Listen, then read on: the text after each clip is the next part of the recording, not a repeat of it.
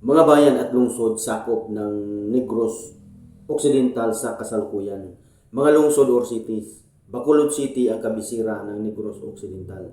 Bago City, Cadiz City, Escalante City, Himamaylan City, Kabangkalan City, La Carlota City, Sagay City, San Carlos City, Silay City, Sipalay City, Talisay City, Victoria City. Mga bayan or municipalities: Binalbagan, Calatrava, Canduni, Kauwayan, Enrique B. Magaluna, Hinigaran, Hinubuan, Ilog, Isabela, La Castellana, Manafla, Moises Padilla, Morcia, Pontevedra, Pulapandan, Salvador Benedicto, San Enrique, Tubuso, Valladolid.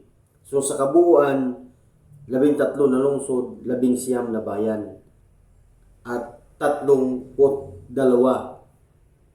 local government units, lahat sa Negros Occidental.